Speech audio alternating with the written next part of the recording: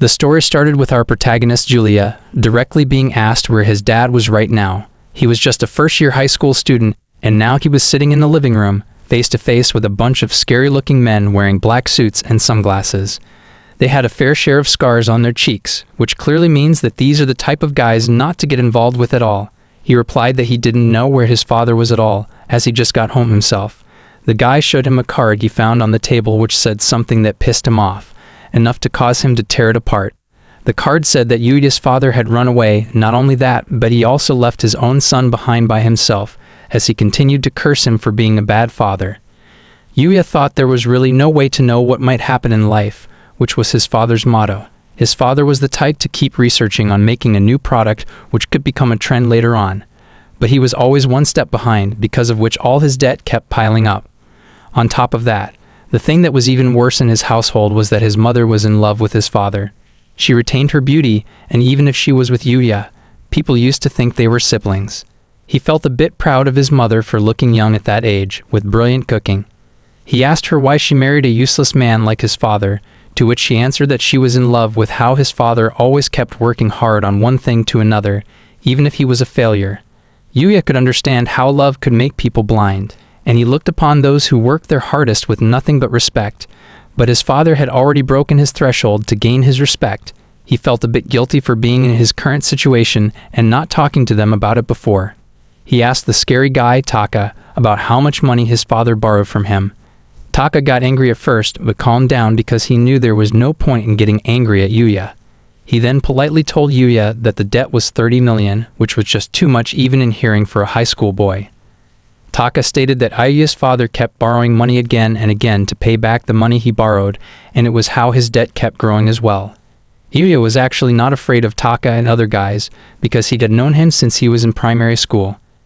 Even though Taka looked like a tough guy, he was actually a kind person to him who gave off the vibe of being an older brother to him. Taka tried to think of how he could pay 30 million, but all his savings were like just a drop in the bucket for such a huge amount.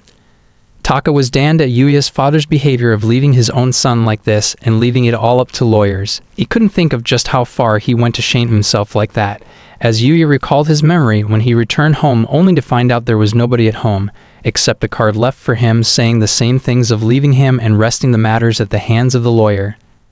Taka told him that it was truly a miracle that he was brought up just fine, even after being raised by such a nasty couple. Then Taka mentioned it was himself who was the reason for Yuya's good growth. Yuya agreed to him, admitting that he indeed learned a lot from him, since the others around him were all useless. Taka asked him what Yuya planned to do from now on about this situation, and stated that this time, he couldn't lie to his boss this time, so he won't be able to cover up for Taka. He informed Taka that he might end up having to take him with them. Taka could understand what they meant, and what it would be since he had no other way but to shoulder the debt which his no good parents left on him. He hoped it might be in a more respectable manner, but either way, he could feel like this was where his life ended as himself. Taka then held his shoulders and assured him that he would persuade their boss to have Yuya work under his wing. Taka was truly concerned about him, and wanted to do everything in his power to make sure Yuya got to live a proper life. Yuya was glad to hear that. Then others behind Taka vouched for him as well to take it easy, and not become an uneducated person like them.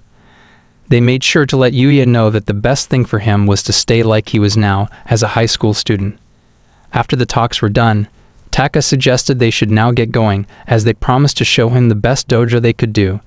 Then the bell of his house rang, and he went to open the door to check who it was. When he opened the door, he was left shocked to see that Ki was in front of him right now, and she claimed to have come here to help him with a smile on her face. He was lost in her beauty, as it happened to be that she had long straight black hairs, eyes like pearls, and an immense beauty which could put even the magazine models to shame. She was like a goddess who had come out from a painting in front of him. He still couldn't believe that the Hitotsuba kid was here talking to him. She was as cute and sweet as she looked. He doubted if there was a single student at his Meiwade private high school who wasn't fawning all over her. She was such a beauty who won the Grand Prix at the National High School Girls Miss Contest held last year, so she was basically known as the prettiest high school girl in Japan. With her mature looks and perfect proportions, her occasional smiles were like the smile of a goddess, which captivated not only men but women as well. He was also among one of those who admired Keed, so having to see that Keed knew where he lived, He couldn't help but wonder how this happened since they had never spoken to each other. She asked Yuya what was wrong as he was just looking at her without saying anything, with his face all red. She asked him if he caught a cold, to which he answered that he didn't have a fever and was all healthy. He then took off her shoes to come closer to him, only to check his temperature from up close. She asked him to stay still and put her hand on his head to make sure he was okay. He turned more red than before, and she could feel that he was a bit feverish. She asked him if it would be better if he went to the hospital, but he told her he was really fine and she might be imagining his fever. He then straightforwardly asked her why she came to his house and what exactly did she mean by saying help him. She then asked him to let her come into his home, but he was afraid to let her come. He wanted to decline her politely because there was Taka and his crew inside there. He knew they were harmless inside but scary on the outside, so he thought that someone like Keed might faint from seeing such scary people like that. Suddenly, what he was scared of happened as Taka himself came to the door. Taka asked Yuya if he could get a guest, and told him that they would need her to leave for now because of his busy schedule regarding the problems. He was startled by such a bad timing of events, as he didn't want Taka to come here at all. He already wanted to ask Keed to leave, but then one of the guys recognized Keed. The guy asked her if she was from the Hidatsuba family, and he was glad to see how cuter she was in real life than on the internet. Taka asked the guy if he knew the young lady, to which he informed Taka that she was Hidatsuba Keed, the prettiest girl in Japan. Keed smirked after hearing that. Then she spoke up asking Taka if he was Yumichi Takashi, which was actually his real name, and furthermore she added if calling him as the lieutenant of the Hiratsu Syndicate would be more appropriate. And after hearing this, Taka was left in a bit of shock with his fingers shaking a bit. All of them wondered how Keed knew about Taka's affiliation with the Syndicate, and on top of that, even his position there. He couldn't imagine Card having a background with connection to that bloody side of the world with dark sides, while Taka was left in a turmoil. He tried to keep it calm, but got a scary look on his face. Yuya asked Taka to calm down and not to make that face. He reminded him of the time when Taka shot gifts in the events for the sake of making children happy. But they got scared of his scary face and told himself to be gentle even more from now on. He told Yuya it was a different story now. Then he went to Keed. He asked her in a strong voice about how she knew about him. He could see that she was wearing the same uniform as Yuya, meaning that they were in the same high school. He asked her who in the world she was, to which she just smiled back at first. She introduced herself to them and stated that she wouldn't mind him not remembering her. Taka got angry, so he yelled out at her, forgetting things she should not know. He told her not to think lightly of him, but Keed went on further with her words and called Taka a simple-minded baboon. She went on further with her insulting of Taka, and she even made fun of how lame his necktie was. Whereas Yuya was shocked and worried to see Keed going so far as to talk back and insult Taka with a smile on her face. He was aware that even if Taka was a very capable person in his job, the type of job he had was not meaningful to be involved with. Taka laughed it out then in a scary voice. He said her tongue was sharper than her looks, but if she weren't someone Yuya knew, he would have punished her heavily by now. He assured that he was just letting her off easy this time, while he was indeed staggering with tears in his eyes. The reality was that Taka wasn't as tough as he seemed, and Yuya could understand how he must be feeling on being insulted that bad. Taka then got serious and told Yuya not to take him as a fool this time. He nodded a no to express that he didn't say anything against him, while Taka continued to tell Keed that she was trying to tie him up, but still haven't answered his question about who she was. She then took the name Hidatsu Yokairo and stated to Taka that the name might be familiar to him. It seemed that Taka had not only heard of it, but he was sweating harder than before. He was scared to hear the name of the chief of the National Police Agency's Investigations Bureau, so he asked her if that was her father. She told him that wasn't the case, but Yokairo was her uncle who very much doted on her just like her father. She then threatened Taka by saying that if she were to ask her uncle for a favor, he would even abuse some of his authority to do what she asked. Taka was aware that he couldn't do anything against her, so he asked what she intended to do with them. She stated it was simple, that she wanted them to lay off their hands from Yuya, and in exchange, the amount of money his father borrowed including the interest, means a total of 36,067,977 yen would be transferred to him at a later date. Yuya was surprised to hear everything as the conversation progressed from the revelation that Keed's uncle was police chief, and now she was intending to even pay off his father's. He was confused by all of these events. Then a lady arrived behind Keed telling her not to go ahead by herself. she politely excused for the intrusion and introduced her as Hidatsuba Sakurako, Kied's mother, and she was also a lawyer. Right after she arrived, she spoke to Taka in a sharp tone by calling him by his position and warning him that he might have gotten into a risky business. Sakurako looked calm and gentle, but her tone of voice was as sharp as a sword, and no one could escape from her. Yuya could also feel how much pressure Taka must be under right now, but unexpectedly, Taka spoke up and claimed that he just wanted to take back what they had lent, and the one who died abroad without paying back was Yuya's father. So even if Yuya were not to be blamed, they had no choice but to make Yuya work for them later on. Yuya was surprised to see that Taka regained his composure too quickly, but realized it was all a tough act and that he was really scared. Taka stated it was surely a reasonable thing to do for them. Taka was just putting up a bold front, then Sakurako spoke up telling him there was no such logic, and warned him that the money-lending business Taka was in was by all means illegal, which meant that they didn't even need to calculate interests on that. Taka stated that if he were to be scared of such warnings, he wouldn't be in this money-lending business. He called Sakurako a freaking lawyer who couldn't do anything to him. He asked her what she could do to him and dared her if she had the guts to do so. Yuya could see that Taka was putting himself through the grinder, and there was no doubt that his heart must be pounding, while he broke out in a cold sweat inside. Sakurako then spoke up in a cute way, saying some dramatic lines like "My papa was the coolest man in all of Japan." She teased Taka by saying this, as this was exactly what his daughter said to him every day, while calling her cute as well. She continued saying how his daughter used to speak that her papa had been putting his best at work for the sake of mama and herself every day, because he left in the morning and came back late at night. But he always gave her goodbye and goodnight kisses on the cheek while giving mama on the lips. Taka was left speechless to see how accurate Sakurako was, and more importantly how she got to learn about that. Sakurako then teased him, saying it was daring to do anything in front of a first grader. She wondered what his daughter would grow up thinking in the future if he kept on kissing in front of the child. Her words, even though she claimed it was out of concern, it could be felt that they had a threatening message behind them. Taka realized that he couldn't do anything against them, while they could do a lot. Yuya was shocked as well to see Taka's head down out of defeat, making him realize that the mother and daughter's duo was surely scary. Sakurako then warned him by reminding Taka that he had told his wife that he was just a typical salaryman.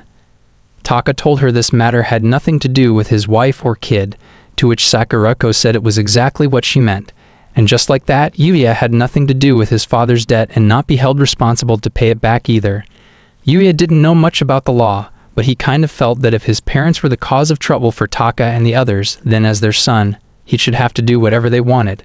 Besides that, Taka had been very caring of him from the start, like a big brother. Then Sakurako spoke up that if the debt is not paid by Yuya, then it might not be okay with Taka or his boss, which was why she took out some paper to make a deal with them. Taka took the papers and read them. He was shocked to read its contents.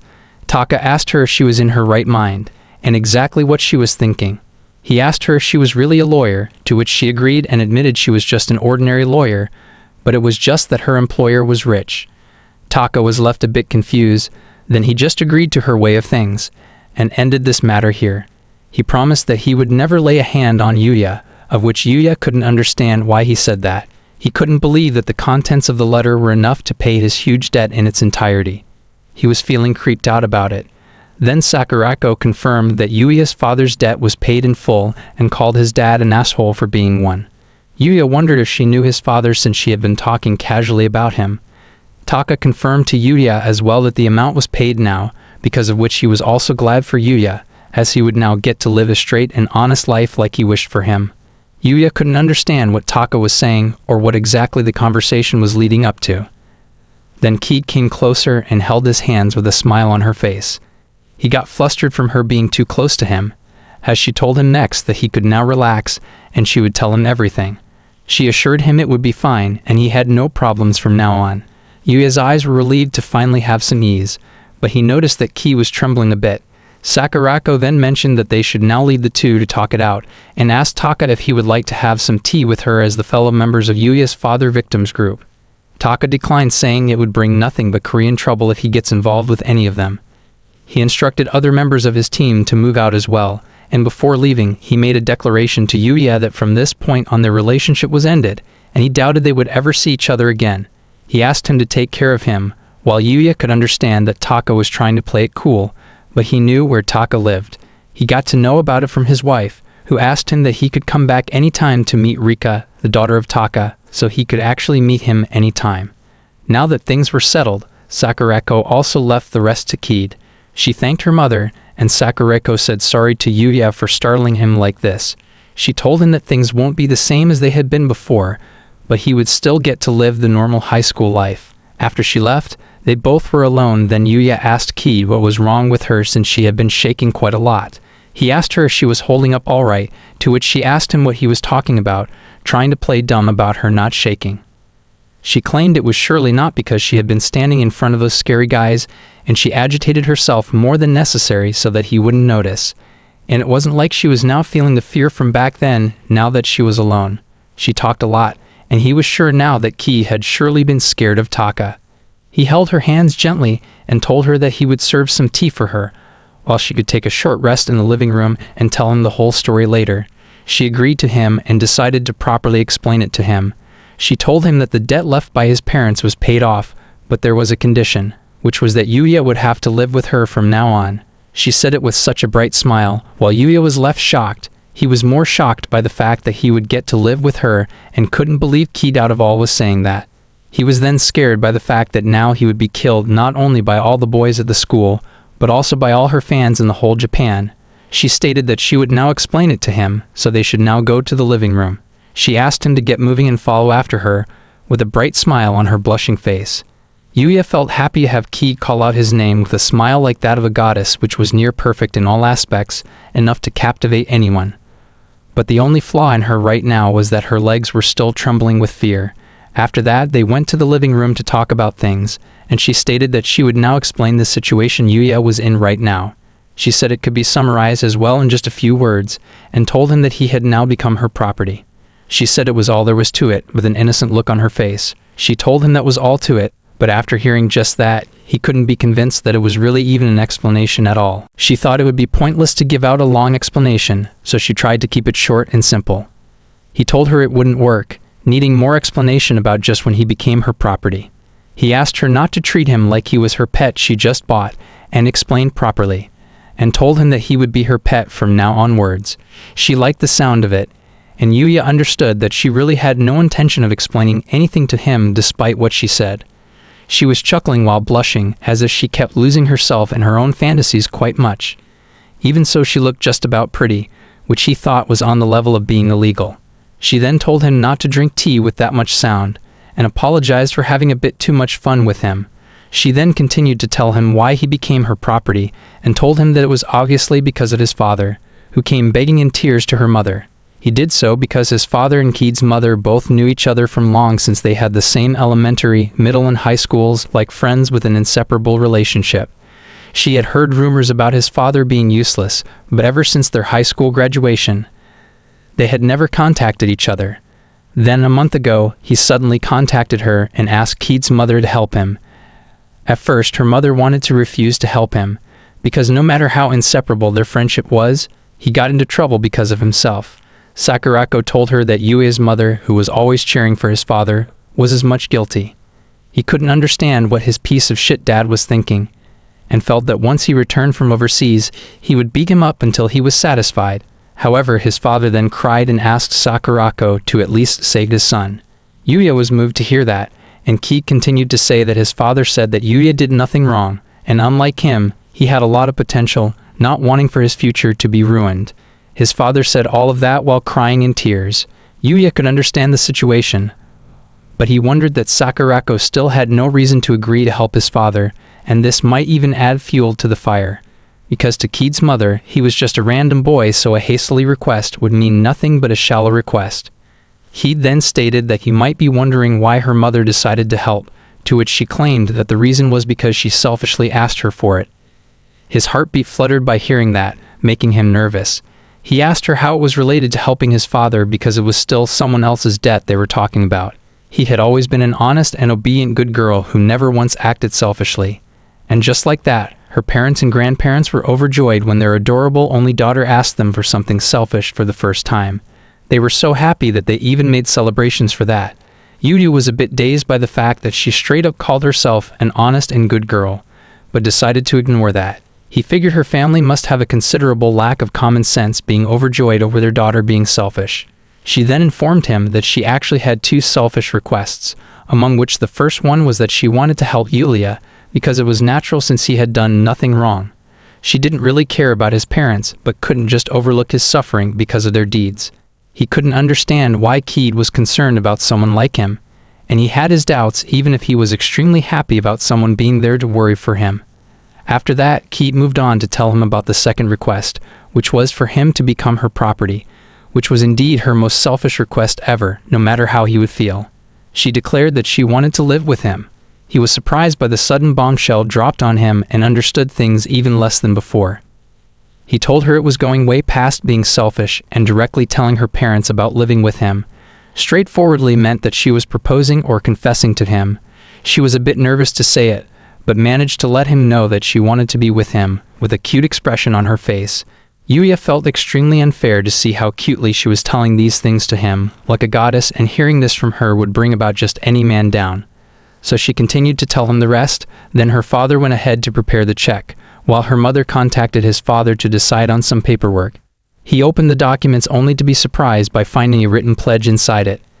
It stated that Yuya's parents had approved of him living with Keed and him being adopted into Hidatsuba household when he turns 18 and graduates from high school. Furthermore, after the commencement of the cohabitation, Mr. and Mr. Yoshizumi would be permanently banned from having any kind of contact with their son, Yuya. His expression turned pale to hear that, and he shouted out loud on what the hell just happened to him. He would now not only be living with Keed, but after graduation, they would also get married and he would be adopted into their family. He couldn't believe that high parents actually approved this, but the fact that they had already signed on it showed both of their responses in favor. He could even guess how his mother might be happy about it, as he felt bad. Keed assured him not to worry about anything because she intended on providing for him.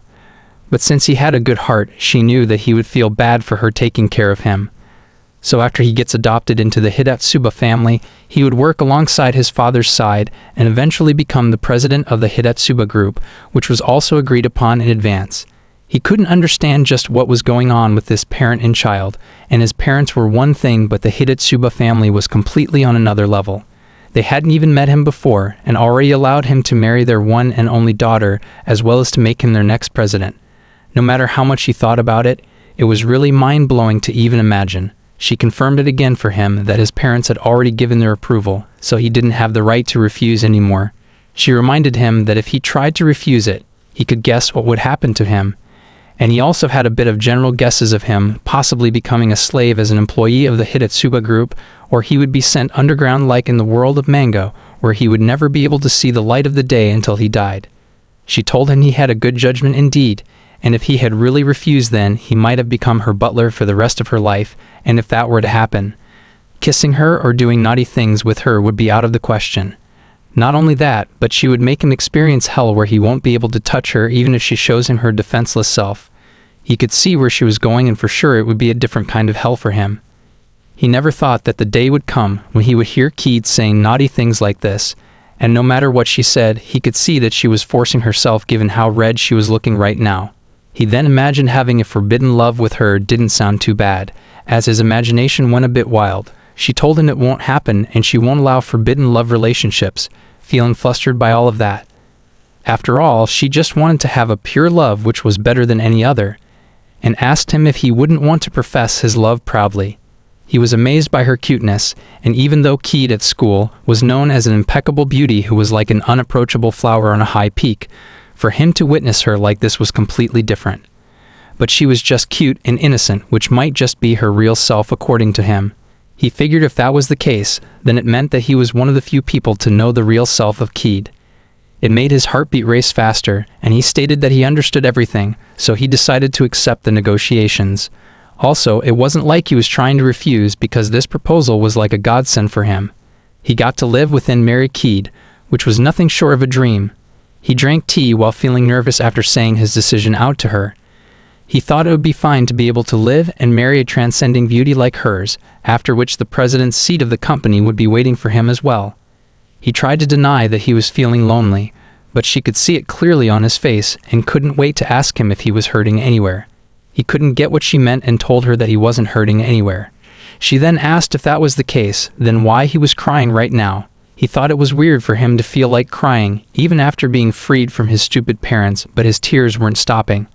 His chest started to feel like it would burst open right about any time, and tried to understand just why he was just crying. He then hugged him, and told him it was alright for Yuya to feel like this. She made sure to let him know that she was with him now, and promised to always be there for him just like this. He was feeling weak, because surely even if his problems were solved, it didn't change how he was just abandoned like this. He hugged her back and cried it all out on her shoulder, while she stayed like that to comfort him. She told him it was okay to feel lonely, which was obvious to see that he was suddenly alone, but she gave him hopes of a bright future, and told him that he should be just as happy from now on.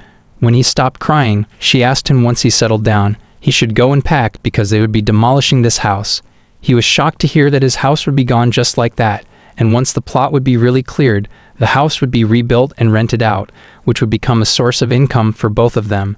She then proceeded to tell him about their love nest being already prepared by her in advance, and fortunately, since the next day was a weekend, they won't have school and just go shopping together.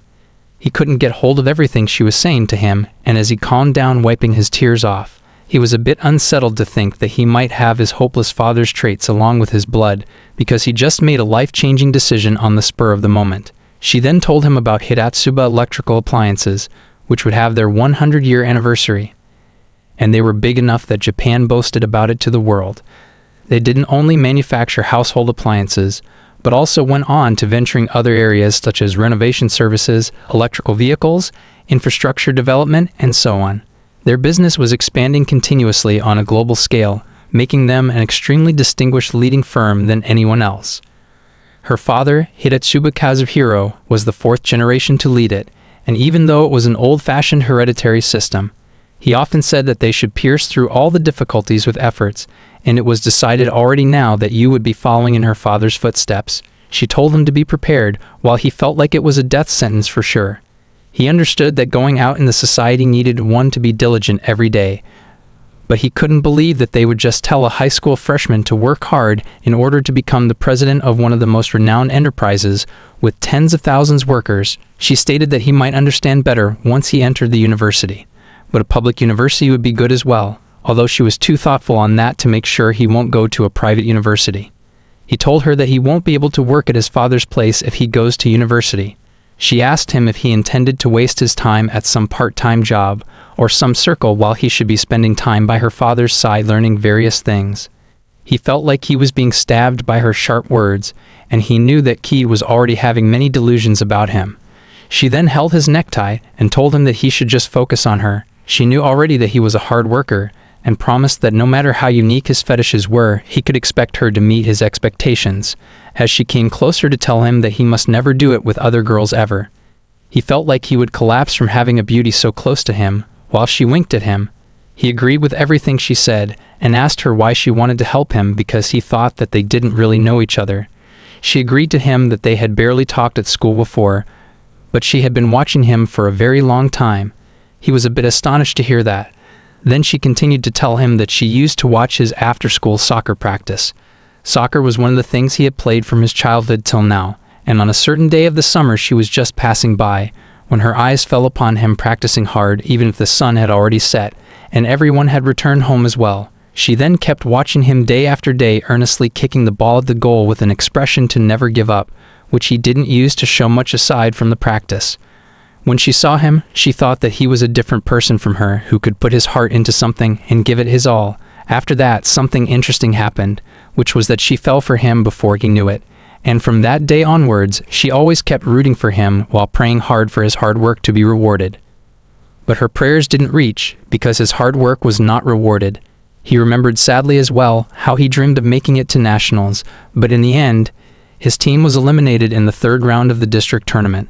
His daily practice didn't bear fruit, but the more interesting thing for her was that, even after the defeat, Yuya didn't lose hope, and the next day he was kicking the ball all alone as usual. Even though she thought that he might rest for a while or stop practicing alone, he kept working hard at it.